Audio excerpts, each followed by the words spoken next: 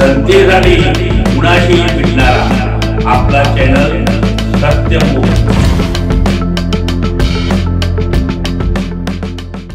प्रसिद्ध अभिनेते, दिग्दर्शक आणि पटकथाकार मनोज कुमार ज्यांना प्रेमाने भारत कुमार म्हणून ओळखलं जातं, यांचे 87व्या वर्षी दीर्घ आजारानंतर मुंबईतील कोकिलाबेन धीरूभाई अंबानी रुग्णालयात निधन झालं। त्यांच्या निधनाने भारतीय चित्रपट सृष्टीत शोककळा पसरली। व्यक्तिगत जीवन आणि करिअर।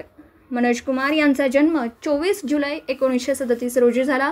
त्यांनी 1950 आणि 60च्या दशकात आपल्या अभिनय कारकिर्दीची सुरुवात केली। शहीद 1965 या चित्रपटाद्वारे त्यांना विशेष ओळख मिळाली, ज्यामध्ये त्यांनी भगत सिंग यांची भूमिका साकारली।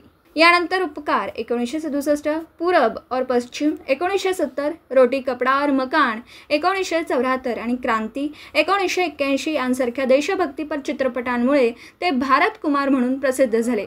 सन्मान आणि पुरस्कार। मनोज कुमार यांच्या योगदानाबद्दल त्यांना अनेक प्रतिष्ठित पुरस्कारांनी सन्मानित करण्यात आलं। त्यांना पद्मश्री आणि दादासाहेब फाळके पुरस्काराने गौरवण्यात आलं। त्यांच्या चित्रपटांनी सामाजिक विषमता आणि अन्याय यांसारख्या विषयांवर प्रकाश टाकला, ज्यामुळे ते केवळ मनोरंजन क्षेत्रातच नव्हे तर सामाजिक परिवर्तनातही महत्त्वपूर्ण योगदान देऊ शकले।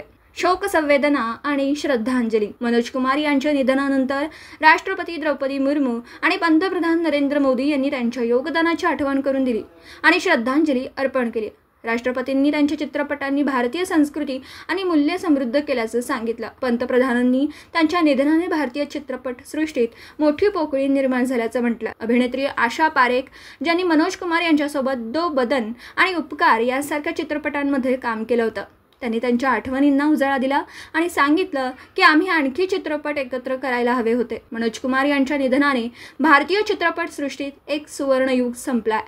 त्यांच्या चित्रपटांद्वारे त्यांनी देशभक्ती, सामाजिक न्याय आणि मानवी मूल्य यांचं महत्त्व अधोरेखित केलं। त्यांची आठवण त्यांच्या अजरामर चित्रपटातून कायम राहील।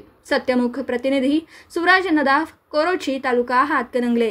जनतेसाठी कुणाशीही भेटणारा आपला सत्यमुख। लाईक करा, शेअर करा आणि बेल आयकॉन ऑन करा। मित्रांनो, विसरू नका।